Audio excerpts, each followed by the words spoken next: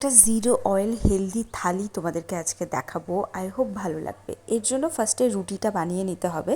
তার জন্য লাগবে মুগ ডাল, ওটস আর একটু ধনেপাতা, আর এছাড়া মশলার মধ্যে রাখবেন নুন, গোলমরিচ আর ধনের গুঁড়ো।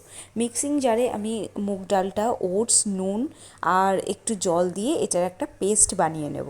এবং যখন পেস্টটার থিকনেসটা খুব পাতলা আবার খুব মোটাও হবে না, মিডিয়াম থাকবে, এর মধ্যে ধনেপাতা আর ওই গোলমরিচ আর জিরের গুঁড়োটা দিয়ে ভালো করে মিক্স করে নিতে হবে। এবার মিক্সিং জার ধোয়া জলটাও এর মধ্যে দিয়ে দিতে হবে, তবে খুব বেশি জল অ্যাড করা যাবে না, কারণ একদম পাতলা কিন্তু করা যাবে না। এবার চিকেনের প্রিপারেশনটা করছি। চিকেনের মধ্যে নুন আর জল ঝরানো টক দই ফেটিয়ে সেটা তোমাদেরকে এখানে দিতে হবে। ব্যবহার করার পর ভালো করে এটাকে মিক্স করে নেবে, যাতে দইটা পুরো চিকেনগুলোতে লেগে যায়। আর এর মধ্যে আমার রয়েছে 100 গ্রাম চিকেন, কারণ তোমরা জানো যে ডায়েটে খুব মেপে তোমাদেরকে খেতে হয়। তো এখানে আদা বাটাটা দিলে খুব ভালো হয়, আমার কাছে বাটা ছিল না, তাই আমি এইভাবে গ্রেট করে দিলাম। এছাড়া তোমরা ধনের গুঁড়ো আর গোলমরিচ গুঁড়োটা এর মধ্যে দিয়ে ভালো করে এটাকে ম্যারিনেট করে নেবে। এবার দেখো আমি রুটিটা বানাচ্ছি। কড়াই জাস্ট একটু অল্প তেল দিয়ে দিলাম, আর যেহেতু আমার কাছে কোনো অয়েল ব্রাশ নেই, তাই আমি টমেটোটা ওইভাবে কেটে পুরো কড়াটাতে তেলটা মাখিয়ে নিলাম।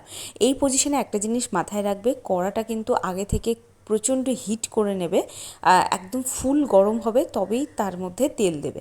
তো এবার রুটিটাকে আমি দিয়ে দিলাম। দেখতেই পাচ্ছ কি দারুণ লাগছে। ধনেপাতাটা অপশনাল, দিতেও পারো নাও দিতে পারো। যারা ধনেপাতার গন্ধ পছন্দ করো না তারা ডেফিনেটলি অ্যাভয়েড করো। এবার আমি রুটিটাকে একদম লো ফ্লেমে বানিয়ে নেবো। হাই ফ্লেমে করলে কিন্তু এটা ভালো করে কুক হবে না, যেহেতু ডাল টাল দেওয়া আছে, তো এটাকে কিন্তু লো ফ্লেমে বানাতে হবে। এবার কড়াই এরপর আমি আবার সামান্য তেল অ্যাড করলাম, মানে এইটুকু তেল কোনো কাজেই লাগে না। তো এবার আমি অ্যাড করছি সেই দই মাখানো চিকেনটা দিয়ে দিলাম। এই এবার কিছুক্ষণ ঢাকা দিয়ে রান্না করার পর দেখবে এই চিকেনের থেকে একটা জল বেরিয়ে এসছে। যখন দেখবে জলটা একেবারে শুকিয়ে গেছে, তখন ওই যে পাত্রটাতে তোমরা চিকেনটা ম্যারিনেট করেছিলে, সেই ম্যারিনেটের পাত্র ধোয়া জলটা দিয়ে আবার একটু ঢাকা চাপা দিয়ে রেখে দিলে বাস ready. Zero oil, high protein, low calories একটা থালি তোমাদেরকে দিয়ে দিলাম।